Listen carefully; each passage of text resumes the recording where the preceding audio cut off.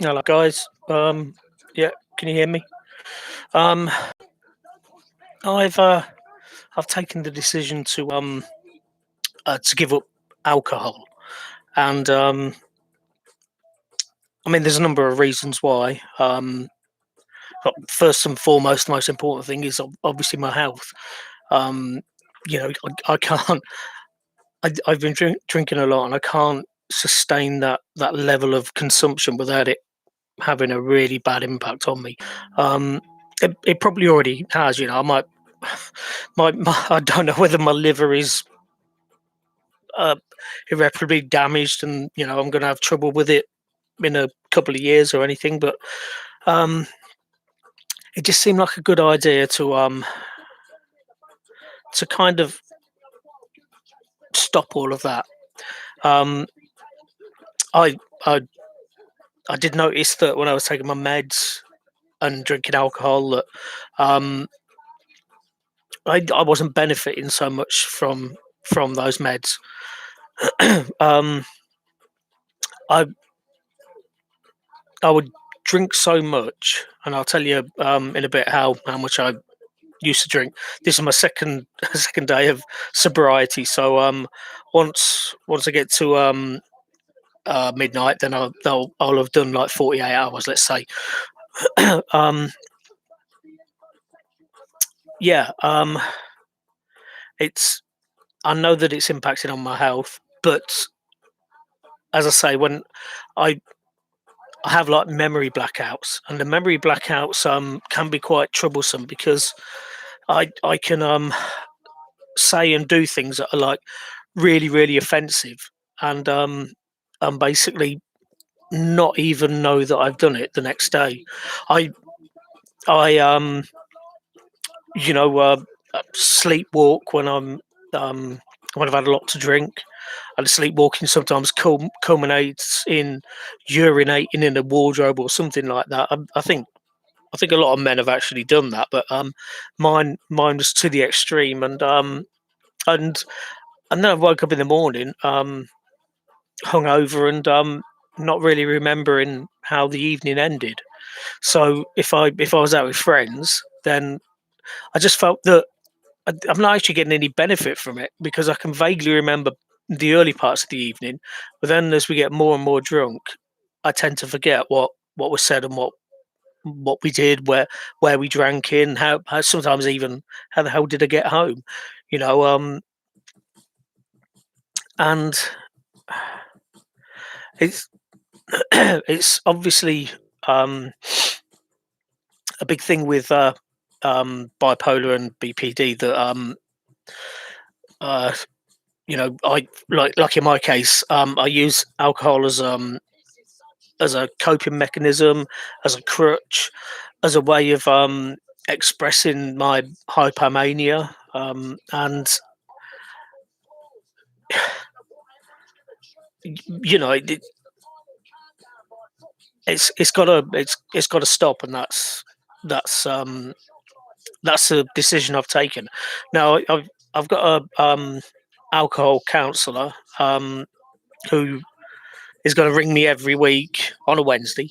Um, I've actually been speaking to her a few times since I got arrested by the police, and I got a conditional caution, and one of the conditions was, I think I said in an earlier video, one of the conditions was going to see somebody about alcohol abuse, and yeah, so she's going to ring me up every Wednesday to see how I'm getting on, how I got on in the last week, and she said, because I said I'm just going to just stop drinking completely.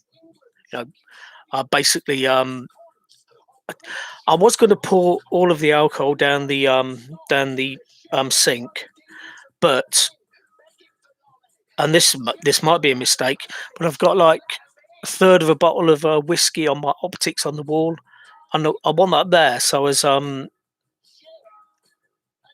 that's like a temptation, and in my head, I want a temptation there that I can I can prove to myself, no, I'm not going down that route.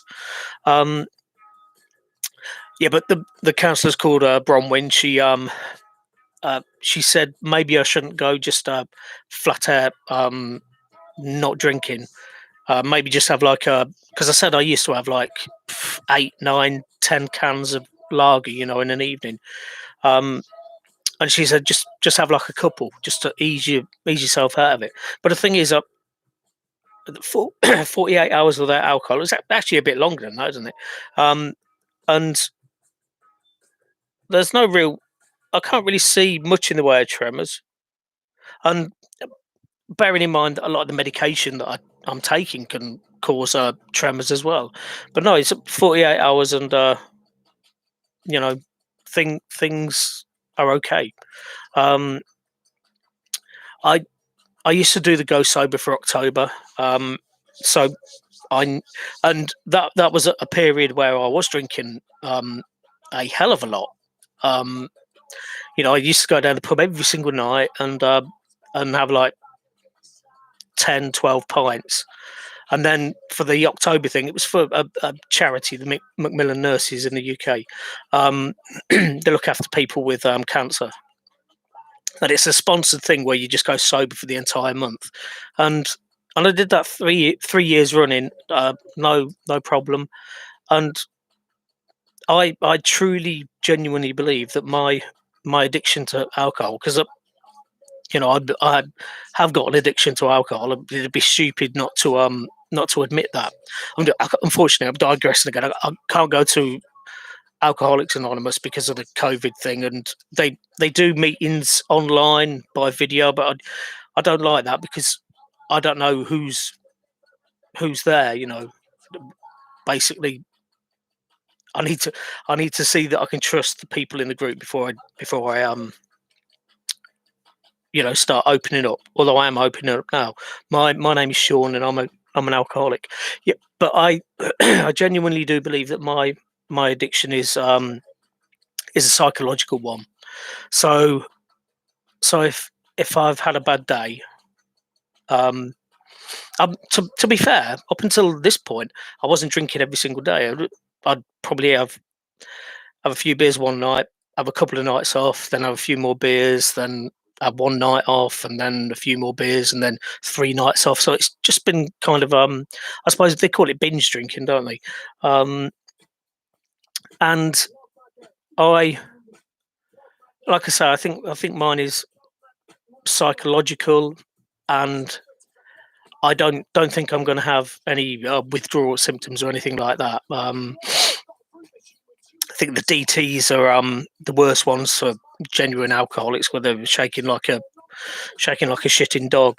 Um, but I I want to I want to prove to myself that I can still do that month thing. Getting to the month would be like phenomenal. And then it'll get easier as it goes on. The temptation, I think I want the temptation there, so I can look it in the eye and realize that it's no longer got a hold on me, if that makes sense. Um, I also used to post videos on here where I was drunk, and generally all you're doing is watching some guy a bit pissed talking a load of bollocks.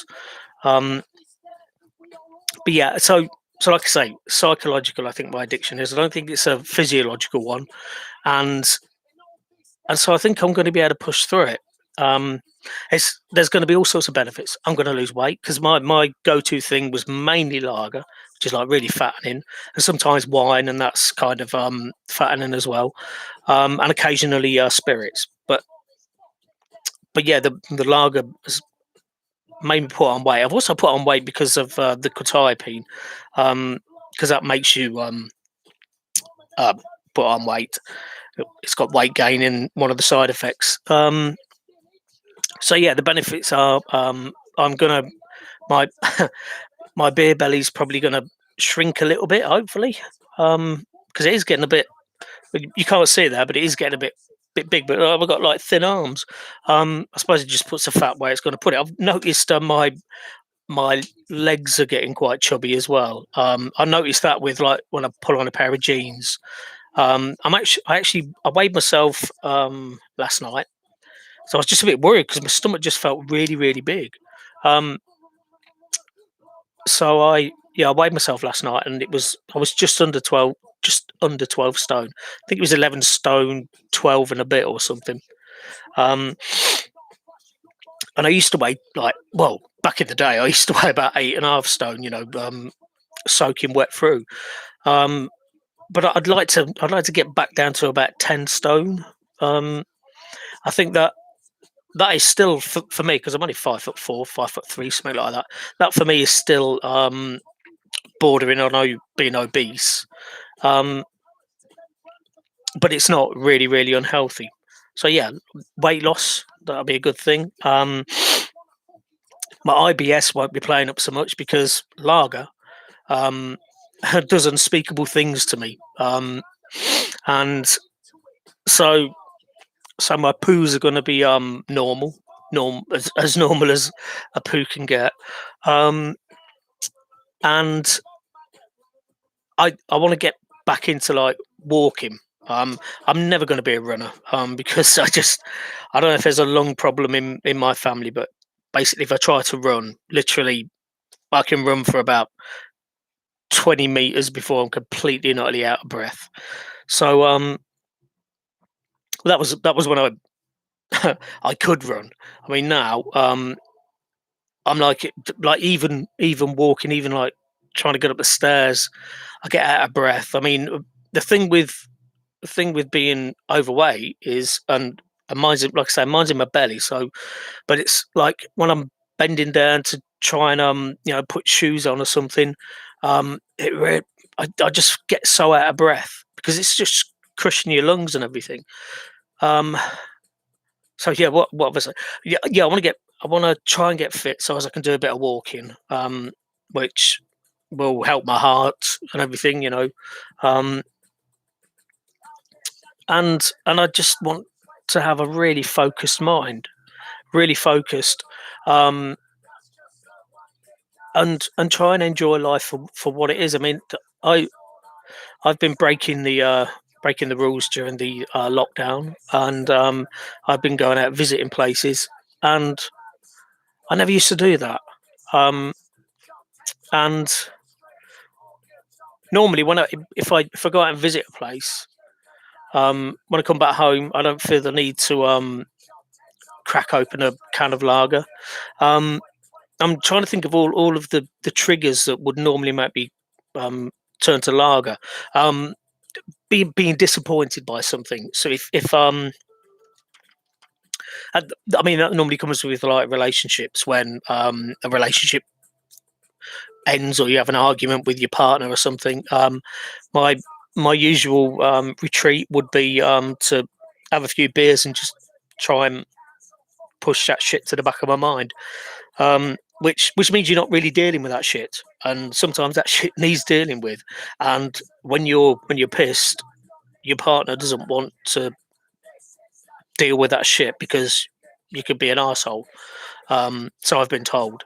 Um, and I'm joking. I do know that I can be a complete asshole after a few drinks, just even after like about 3 cans. So if I'm drinking at home, Um, so there is that, relationships, and I'm not just talking about relationships with a partner.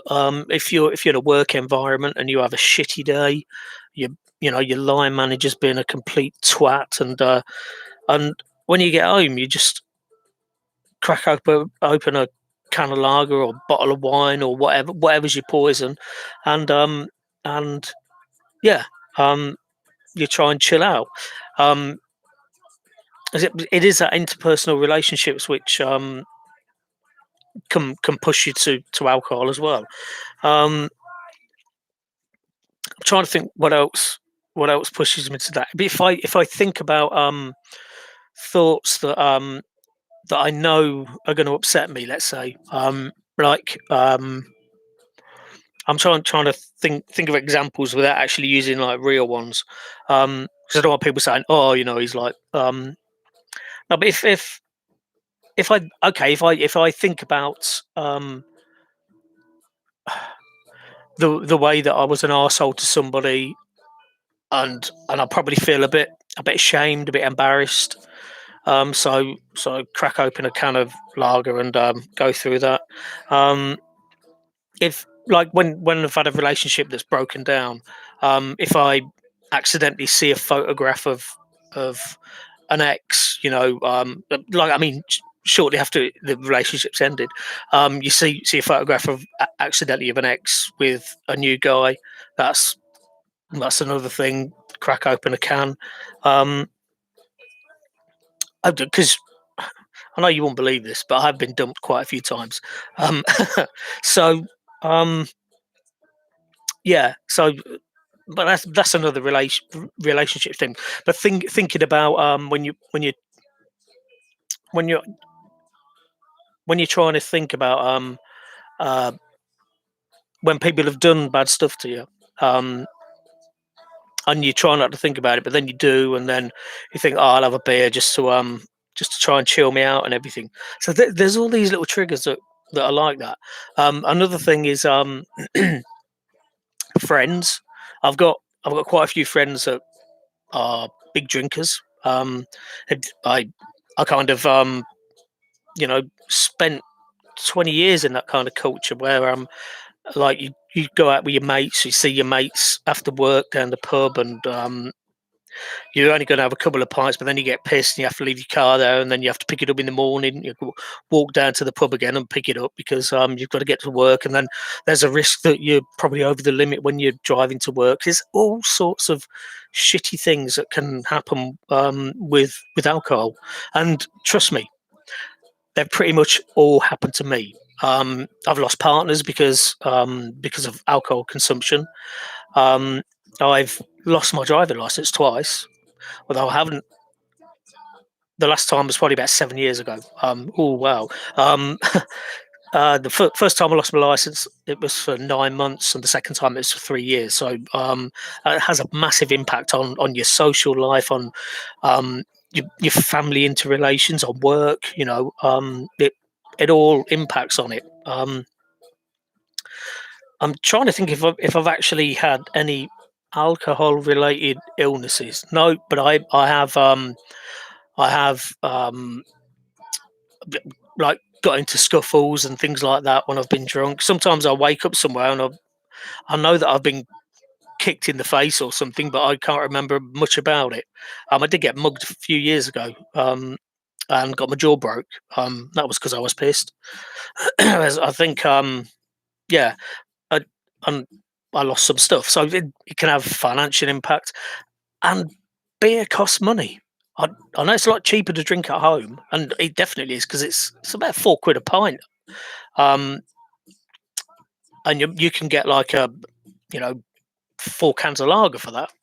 Um, so so yeah, it's still expensive though, and I would generally I've got like four optics up there, and I generally have like a different drink on each of them, and one evening I'd probably do vodka, another evening I'd probably do brandy, um, and then I top it up again. So just constant spending money on alcohol.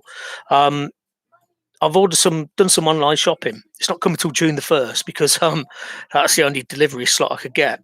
So on there, I think I had 2 bottles of spirits and two slabs crates of lager, and I think my and then there's food, obviously, like frozen food, fresh stuff like bread and stuff like that. Um, and I think it was about 70 quid. And bearing in mind, this wasn't a shop for the entire month. This was just like a shop just to restock the freezer and have like one or two fresh meals, throughout the week or whatever. So that was a lot of money. And if I take all of the alcohol off there, that from being 78 quid or whatever it is, it's going to drop down to about 30 quid. No, it has to be over 40 quid, otherwise you get charged a bit more. So but I can fling more food on there. Um, doing really stupid things when I'm pissed. That's the worst thing. Like I say, it impacts on relationships. Um, but yeah, the triggers. Now, I've I trained as a counsellor, but I've been looking at CBT worksheets now. But I'm not trained as a CBT counsellor. I just know about it. I've read about it and everything. I'm not qualified as one. Um, but I needed these worksheets for a couple of specific things that are happening in my life at the moment. One of them being the alcohol. I've also got alcohol worksheets, to work through that. If I've got problems. But Bronwyn said, that's my alcohol counsellor. I don't know what to call her. She said after 7 days of abstinence, if I'm getting cravings, then there are meds that can be prescribed to kind of stop those cravings. But I don't think I seriously don't think I'm going to get cravings in the sense of like, oh god, I'm clucking for like a can of lager. I think my problem is always going to be being triggered into drinking, and in a way, it's kind of avoiding those triggers if I can. Sometimes you can't avoid them. Sometimes, when I was doing the Go Sober for October, I would meet up with my friends, and I just spend the I'm just seeing how long I've been talking for. Um, I would meet my friends, and they'd drink beer, and I'd have Coke, and and then I realised how boring the conversation got. Basically, once everybody got really really shit faced. um, I've worked behind a bar as well, and that's like watching people getting pissed, and it's not funny what they say. Um, so yeah, I'm hoping to get a clearer head, and I genuinely want to stop drinking alcohol. I I just need to avoid the triggers, and that's why I've got the CBT worksheets and everything. So I've got to think of my triggers and think of what kind of coping mechanism I can use to get through it. So if I feel I can't trust a friend because he's betrayed me or something like that. Or I know he's told me a lie, and now I'm thinking about that lie. Um, that might make me feel a tightness in my chest or something, or anger or sadness or something, and that is from that trigger. That could lead to me having a drink. So I need to think of a way of. That's what CBT is all about. It's like basically trying to deal with the trigger so you don't have the behavior that results by that from that trigger. Basically sometimes that trigger doesn't really matter. It's like if if you fell out with a friend or something, and when you think about that thing that they did to you, um yeah, you can either be eaten up by it all over again, or you can basically push it to one side and say, um, I that thing upset me in the past. It upset me in the past, and it's not going to upset me now. It's probably easier said than done. But I am also getting the hopefully soon the emotional first aid by telephone, so that'll help. Um, and yeah, hopefully you'll see a different me. Although I'm still been rambling on for a while. Yeah, so that's all I wanted to say. This is day 2 of no alcohol. I'm going to do it all up to midnight. 'Cause it's just easier. Um, and then day 3 will start at midnight, because sometimes I'll be up until like 3 o'clock writing, and still having a few shots or whatever, and the stuff I was writing then was pretty shit. So for all the things of saying uh, that my writing is inspired by drinking loads of beer, that's kind of true, but mostly bullshit. Anyway, I don't know if you guys have noticed, but I've shaved that beard off. Yeah, it was. I went. I went to the seaside yesterday, and it was really, really, really fucking hot, and my face just felt like it was uh, sweating and everything. It's fucking horrible. So so I this is down to number one on my beard trimmer. I did, of course, because if you've seen my last video, you know that my beard was kind of big. Um, so obviously, I did. I think I can't be the only person that does this, but when you shave off quite a long beard, I I left like a strip there, Adolf Hitler and everything. It's juvenile, I know, probably offences to some people, but I don't care. Um, yeah. So and as well as telling you about the stopping the alcohol, and hopefully you'll be able to come along that journey with me and see if I'm struggling, see if I'm doing really well or whatever. That'd be nice. Um, Encouragement always helps. Yeah. I just want to have a quick check in as to how I'm feeling mentally. Um, I'm kind of I'm in a moderately strong place at the moment. I think because I've taken the decision to give up alcohol, um, it's this is something I want to push through and actually keep doing it. Um, but yeah, I'm sure there's going to be ups and downs. I probably won't do a video every single day. I'll probably just do a video if I've having a bad day, had a bad day, or having a particularly fantastic day. But anyway, thank you for watching, guys, and please come and watch me again, because I want to prove to people that I'm not going to fall off the wagon. Anyway, thank you for watching, and see you next time. Stay safe.